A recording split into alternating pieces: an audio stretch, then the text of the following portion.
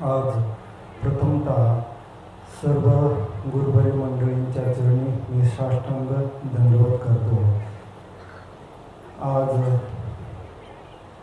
सद्गुरुबाबांच्या 75व्या निमित्त आपण सर्व साधू संत या ठिकाणी एकत्रित आलेलो आहोत। समाधीचा जीर्णोद्धार बाबांच्या हाताने झालेला आहे आणि त्या समाधी उत्सवाच्या निमित्ताने आपण सर्व गावकरी मंडळी संत महात्मे या ठिकाणी आलेलो आहोत। तर संतांचं कार्य काय आहे? आपली महाराष्ट्र भूमी ही संतांची भूमी म्हणून ओळखली जाते आणि या संतांनी आपल्याला काय दिलेलं आहे?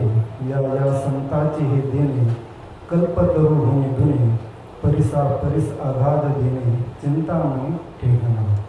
तर या साधू संत आपल्या जीवनामध्ये येऊन काय करत असतात? आपल्यासाठीच अवतीर्ण झालेले असतात। आम्ही वैकुंठवासी आलो याची कारणासी बोलिले जे रसी साच भावे भरताया धाडू संतांचे मार्ग आडराणी भरले जग उच्चिष्टाचा भाग शेष उरला तो शिव। साधू संत आपल्याला मार्ग दाखवत असतात। प्रत्येक युगामध्ये साधन भिन्न आहे।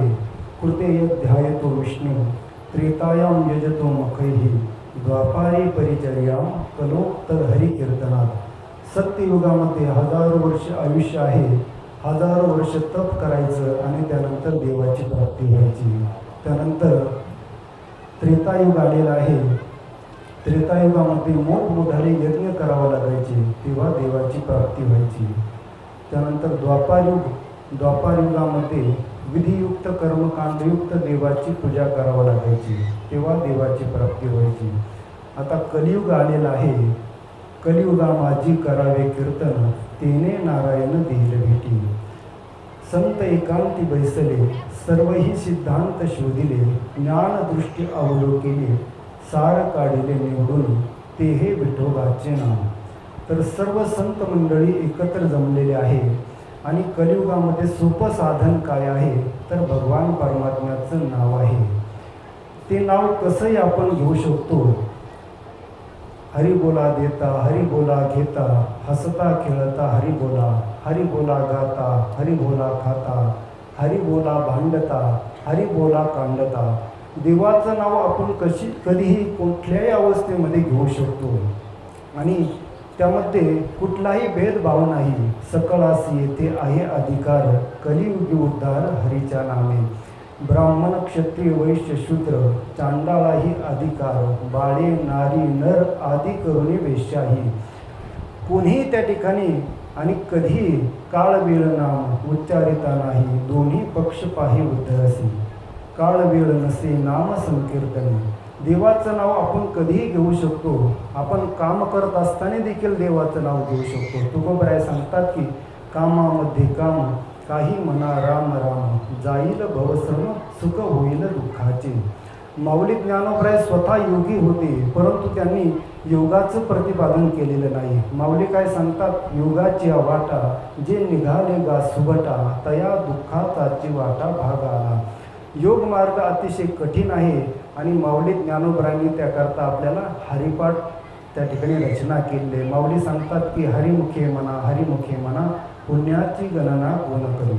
तुकोबराय सांगतात की नाम संकीर्तन साधन पै सोपे जडतील पापे जन्मांतरीचे न लगती सायास जावे वनांतरा सुखे येतो घरा नारायण ठाईच पैसोनी करा एक चित्त आवडी अनंत आळवावा। रामकृष्ण हरी विठ्ठल केशवा मंत्र हा जपावा सर्व काळ याबीन अनेक असता पै साधन वाहत तसे आन विठोबाची।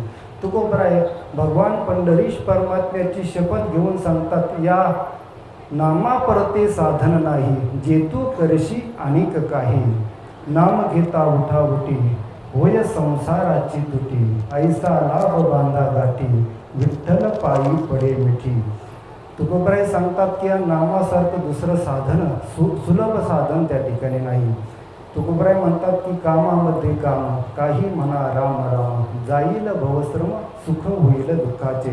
आपण आपलं सांसारिक काम आपलं जे आपल्या वाट्याला आलेलं आहे आपण खुरपत असताना शेतातील काम करत असताना राम राम मुखाने घ्यायचं आहे आपला दुःखाचा परिहार होऊन जाईल. आपण स्वयंपाक करत असताना देवाचं नाव घ्यायचं आहे, हरिपाठ म्हणायचं आहे, तर त्या अन्नामध्ये पवित्रता येऊन जाईल आणि जे अन्न भक्षण करतील त्यांचं आपोआप बुद्धी त्यांची चांगली होईल, त्यांचे व्यसनं सर्व सुटून जातील आणि त्यांना भगवान परमात्म्याविषयी प्रेम निर्माण होईल. कारण आपण जसं अन्न खात असतो तशी आपली बुद्धी होत असते. जैसा पिवे पाणी तैसी होय वाणी, जैसा खावे अन्न तैसा होय मन. आपण जसं अन्न खातो तसं मन आपलं होत असतं. कारण आपण जे वडीलधारी लोक आहेत त्यांचं हे कर्तव्य आहे की आपण आपले सर्व पुढची पिढी आपल्याकडं पाहूनच आचरण करत असतात. घरचे आजोबा आहे, आजी आहे, त्यांनी जर हरिपाठ घरात जर म्हटलं तर मुलं देखील हरिपाठ म्हणतील. आपण जर नामस्मरण केलं तर मुलंही त्या ठिकाणी नामस्मरण करतील. कारण येत वडील जे जे करती तया नाम धर्म ठेविती, तेची अनुष्ठिती सामान्य सकळ. वडीलधारे पुरुष जे करत असतात त्यांच्याकडे पाहून लहान थोर आचरण करत असतात. तर आपलं कर्तव्य आहे, अगोदर आपल्याला संस्कार पाहिजे. आपला धर्म काय आहे, आपण काय करतो, आपल्याला हा नरदेह कशाकरता प्राप्त झालेला आहे. जो देवांना देखील दुर्लभ असा नरदेह आहे. स्वर्गीचे अमर इच्छिता ती देवा, मृत्यूलोकी भावा जन्म आम्हा, नारायण नामे हो जीवनमुक्त, कीर्तनी अनंत गावो घेते. तर जे स्वर्गातील अमर आहेत ते देखील या नरदेहाची अपेक्षा करतात की आम्हाला देखील नरदेह प्राप्त व्हावा. आणि या नरदेहाला येऊन काय करणार तर नारायण नामे हो जीवनमुक्त, कीर्तनी अनंत गावो घेते. कारण तो परमात्मा आहे, त्या परमात्म्याला दुसरं काही आवडत नाही. त्याला फक्त भाव भक्ती आवडत असते. भाव बळे आकळे एरवी नाकळे, करते आवळे तैसारे. माऊली हरिपाठामध्ये सांगतात की तो परमात्मा फक्त भावाचा भुकेला आहे. त्याच्याजवळ काही कमी नाही. त्यानेच सर्व जिने हे विश्व निर्मिले, महर्षी देवा संस्थापिले, 21 स्वर्गाते धरिले सत्ता मात्रे आपुल्या. त्या परमात्म्यानेच सर्व काही जग निर्माण केलेलं आहे. त्याला आपल्याला काही देण्याची गरज नाही आणि त्यालाही काही अपेक्षा नाही. तो फक्त आपला देव भावाचा भुकेला, हाची दुष्काळ तयाला. भावेन देवं कलया नरेंद्रं, धनेन कांता कपटेन शत्रुं, सत्येन मित्रं कृपयाचे पुत्रं, ज्ञानेन मोक्षं भुष्मानयांतु. तर आपल्याला ज्ञान कुठं प्राप्त होईल तर ते संतांच्या जवळ प्राप्त होईल. ज्या ठिकाणी साधू संत आहेत त्याच ठिकाणी आपल्याला ज्ञान प्राप्त होईल. त्यामुळे आपण सद्गुरूकडे गेलं पाहिजे आणि सद्गुरूची आपण त्या ठिकाणी सेवा केली पाहिजे. तेच सेवा हा दारवंता, जो स्वाधीन करी सोबता ओळंगुनी. तर आपल्याला आपले पूर्वी गावोगावी गुरुकुल असायचे, गावोगावी आपले साधू संत त्या ठिकाणी असायचे, मठ असायचे. हे मठ कशाकरता निर्माण केलेले आहे तर आपल्या पूर्वीच्या गुरुवर्यांनी. कारण आपली भूमी कशी आहे, संतांची भूमी आहे. आपण ऋषीपुत्र आहेत, ऋषींचे आपण संतान आहोत. गावोगावी गुरुकुल असायचे, त्या ठिकाणी सर्व काही ज्ञान दिलं जायचं. परंतु इंग्रजांनी येऊन ते सर्व परकीय आक्रमण झाले, आपले गुरुकुल बंद पाडले, आपले नालंदासारखं विश्वविद्यालय जाळलं, सर्व ग्रंथ त्या ठिकाणी जाळले आणि विदेशी शिक्षण आणलेलं आहे. त्या विदेशी शिक्षणामुळे आपल्या मुलांना देव धर्म काही कळायला तयार नाही. जेवढे मुलं जास्त शिकतील ते म्हणते देव नाही, धर्म नाही, साधू नाही असं. कारण साधू संताशिवाय हे जग टिकू शकत नाही. खरे मार्गदर्शक, खरे परोपकारी हे साधू संतच आहे. जगाच्या कल्याणा संतांच्या विभूती, देह कष्ट विती परोपकारी, अर्भकाचे साठी पंते हाती धरिली पाठी, तैसे संत जगी क्रिया करुणी दावी त्यांची. संत महात्मे आपल्याला त्यांच्या क्रियातून आपल्याला दाखवत असतात. देवाचं भजन करतात, आपल्याकडून करून घेत असतात. आपण जेवोनी जेववी लोका, संतर्पण करी तुका.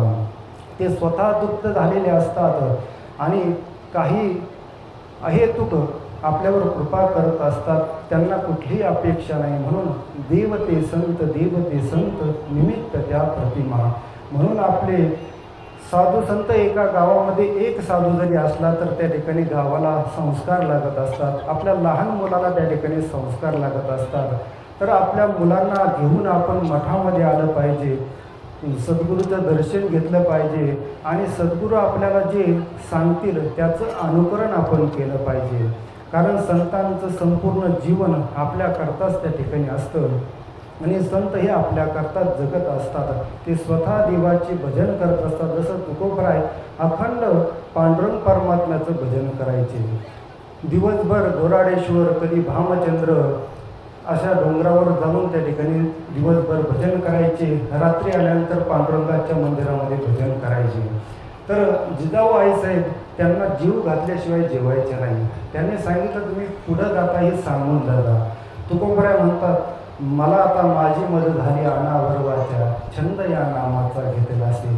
आता मला काहीच त्या ठिकाणी कळत नाही मी कुठं जातो. परंतु त्या वाटेला जाणारे 3 रस्ते आहेत. 3 डोंगरावर त्या ठिकाणी जातात. तर त्या रस्त्याला कान लावायचे आणि ज्यातून विठ्ठल विठ्ठल त्या ठिकाणी नाव येईल तिकडे मी गेलेलो आहे. त्या संतांच्या चरणाची माती देखील विठ्ठल विठ्ठल म्हणते. जनाबाईच्या गवऱ्या विठ्ठल विठ्ठल म्हणतात. चोखोबरायचे हाडं विठ्ठल विठ्ठल म्हणतात.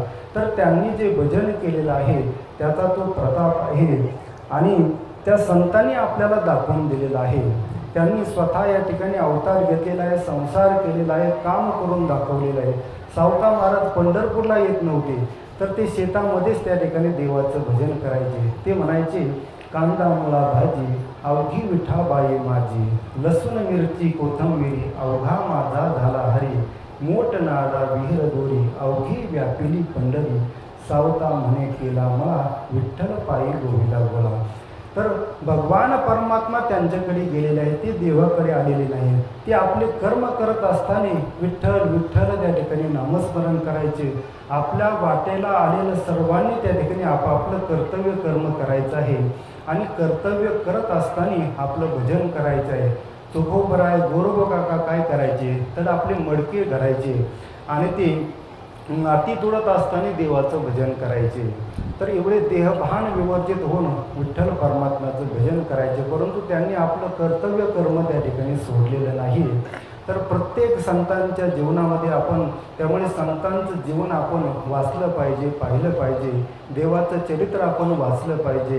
गीता, हरिपाठ, ज्ञानेश्वरी आपण आपल्या जीवनामध्ये एक ग्रंथ त्या ठिकाणी असला पाहिजे, एक मंत्र असला पाहिजे, एक सद्गुरू आपल्या जीवनामध्ये असले पाहिजे आणि तोच मंत्र जपायचा आणि एकच ग्रंथ त्याचं नित्याने त्या ठिकाणी वाचन करायचं. तर ह्या संतांनी वेदाचाच अर्थ आपल्या बोली भाषेमध्ये त्या ठिकाणी आपल्याला ज्ञानेश्वरी रूपाने, तुकोबरायांच्या गाथाच्या रूपाने, त्या ठिकाणी एकनाथ महाराजांचा हरिपाठ अतिशय सुंदर आहे, माऊली ज्ञानोबरायांचा हरिपाठ अतिशय सुंदर आहे. तो हरिपाठ म्हणायचा आणि त्या अभंगामध्ये आपल्याला काय सांगितलं आहे ते आपण पाहिलं पाहिजे.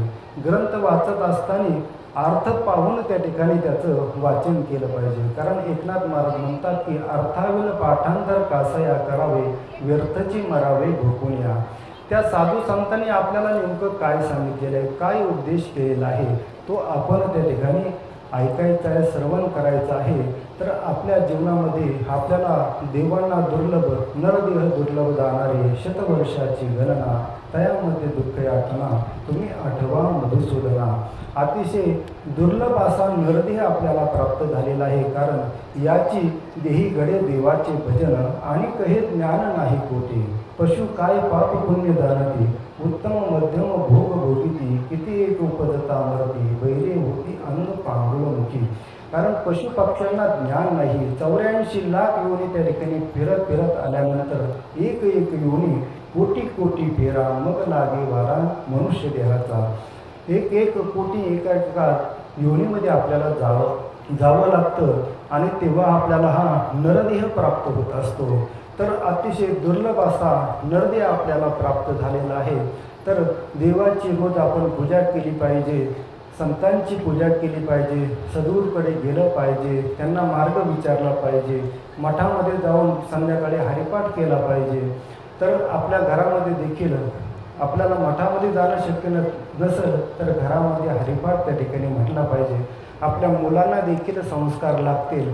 साधूकडे गेलं तर त्यांना देवधर्म काय कळेल आणि आपलं जीवन कसं जगायचं, आपली संस्कृती भारतीय किती श्रेष्ठ आहे, जग सर्व अनुकरण करत आहे, जग भारतीय संस्कृतीप्रमाणे वागत आहे. आणि आपण आपली संस्कृती त्या ठिकाणी सोडत चाललेलो आहे। जगाला अनुकरणीय अशी आपली भारतीय संस्कृती त्या ठिकाणी आहे, अतिशय श्रेष्ठ आहे, तिचं अनुकरण आपण केलं पाहिजे। हजारो ग्रंथ आपल्या साधू संतांनी कशाकरता निर्माण केले? आपल्याकरताच त्यांनी उपदेश दिलेला आहे। माऊली ज्ञानोबरायाने ज्ञानेश्वरीची गाथेची रचना केली, हरिपाठाची रचना केलेली आहे, तर ते अभंग ग्रंथ आपण पाहिले पाहिजे। आता कथा कीर्तनं त्या ठिकाणी आपल्याला मोबाईलवर ऐकायला भेटतात, टी व्हीवर ऐकायला भेटतात, तर ते ऐकले पाहिजे। सत्संग आपल्या जीवनामध्ये खूप गरजेचं आहे। कबीरा कुसंग न कीजिए, पाथर जल न तिराय, कदली सीप भुजंग मुख, एक बूंद तीर धाय। तर कुसंग कधी करू नये, संतांचा संग करावा। कारण त्या स्वाती नक्षत्रातील थेंबाने केळीचा संग केला तर तो कापूर झालेला आहे, शिंपल्याचा संग केला तर मोती झालेला आहे, आणि सापाचा संग केला तर ते विष बनलेलं आहे। त्यामुळे संतांची संगती करावा, चांगल्याची। संत म्हणजे चांगले, जे चांगले असतात त्यांची संगती करावी आणि आपलं जीवन कृतार्थ करून घ्यावं।